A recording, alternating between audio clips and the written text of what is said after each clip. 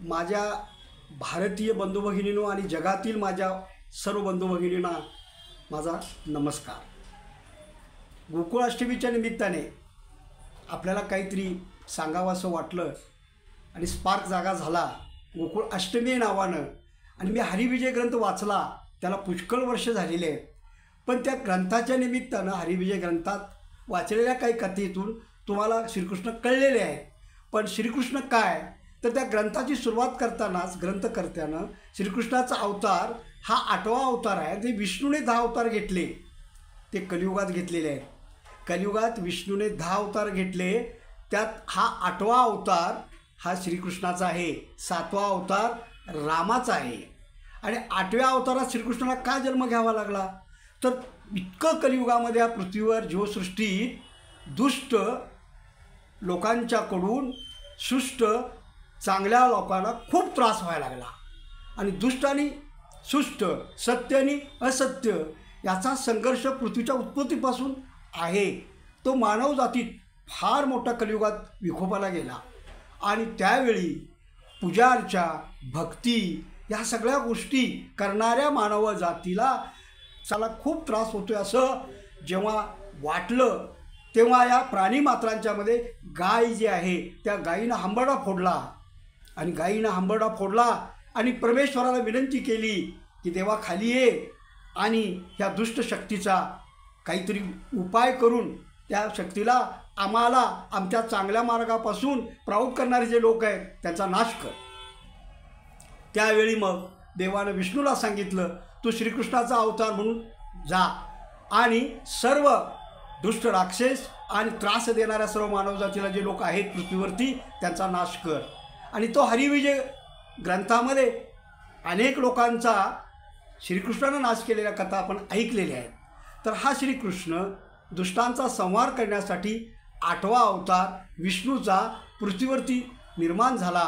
आणि ही दहीहंडी जो प्रकार आहे तो श्रीकृष्ण जन्मालाच येऊ नये असं वाटणारी दुष्ट शक्ती होती। त्याचा मामा कंस याला त्याचं सांगितलं होतं की तुझी देवकी जी बहीण आहे तिच्या पोटी 8वा पुत्र जो जन्माला येतो तुझा नाश करणार। म्हणून देवकीला जेव्हा काही मुलं होणार त्यावेळी 7 मुलं होईपर्यंत त्याने ती मारून टाकली।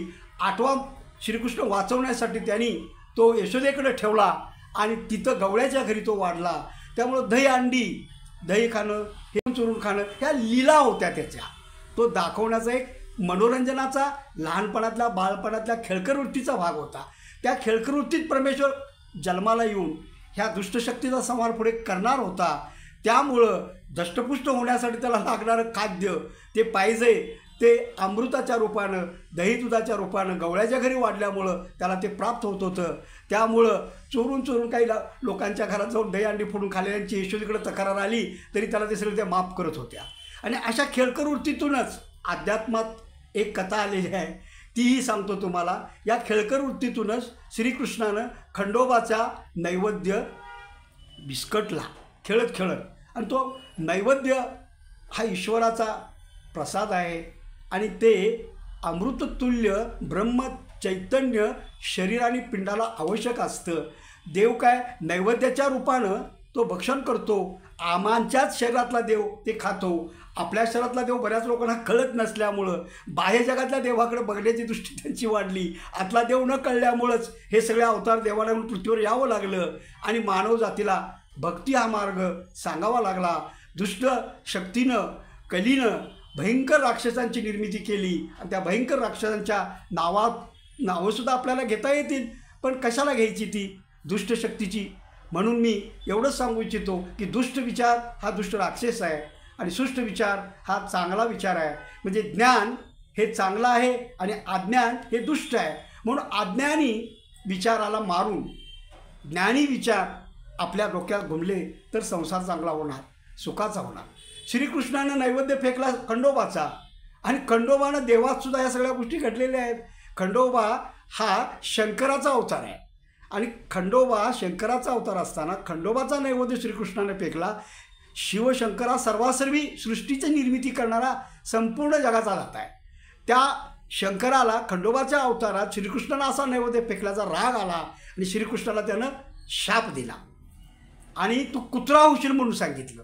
मी मागील अध्यायामध्ये आपल्याला सांगितलेल्या युग सांगताना युगायुगामध्ये कुत्र्यांचा उल्लेख आलेला आहे की 20 वर्ष माणसाला आयुष्य कुत्र्याचं दिलं. तो कुत्रा असा जन्माला आला की देवानेच तो निर्माण केला. कृष्णा होता त्याचा कुत्रा झाला. आणि मग देवांच्या पुढं कृष्णासारखा 8वा अवतार दुष्टांचा संहार करायला विष्णूने घेतलेला आहे. आणि आता तो कुत्रा झाला. आता तो काय त्याला परत देवाच्या अवतारात आणायला पाहिजे श्रीकृष्णाच्या रूपात. हा प्रश्न देवांच्या पुढं पडला. म्हणून देवानी खंडोबाला विनंती केली की बाबा श्रीकृष्णाच्या अवतारात तो आला पाहिजे, त्याशिवाय मानव जातीला विष्णूने घेतलेल्या अवताराचा उपयोग काय होणार. आणि मग कृष्णाचा कुत्र्याचा कृष्ण करायला खंडोबा पुढं देवाला फार मोठी यातना कराव्या लागल्या. खंडोबाच्या पुढं कृष्णाच्या हातात मुरली होती, तिला मुरळी करावं लागलं. आणि वाघे होते, खरोखरचे वाघे धनगरांच्या मेंढ्या खाणारे होते. आणि ते खरोखरचे वाघे धनगरांच्या मेंढ्या खाणारे जे होते ते मेंढ्या खायला आले. त्यावेळी बानू इंद्राची पोरगी ती सांभाळली धनगराच्या राजानं आणि ती त्याचीच मुलगी म्हणून ओळखली जाऊ लागली. म्हणून सगळे धनगर आमच्या मेंढ्या हा वाघ खातोय, आमचा संसार कसा होणार, आमचं पोट कसं भरणार, तेव्हा त्यांना तुम्ही परमेश्वराला सांभाळा. त्यावेळी ते प्राणीरूपी वाघे मानवरूपी वाघे झाले. आणि वाघ्या म्हणून खंडोबा पुढं नाचायला लागले. आणि कृष्णाच्या हातातली मुरली पोहा ती मुरळी झाली आणि ती खंडोबा पुढं नाचू लागली. आणि मग ब्रह्माचा पुत्र नारायण यानं त्या वाघ्याकडं भंडारा मिळवला आणि तो त्या कुत्र्यावर टाकला आणि त्या कुत्र्याचा परत कृष्ण झाला. म्हणून हा दहीहंडी उत्सव साजरा होतोय. धन्यवाद.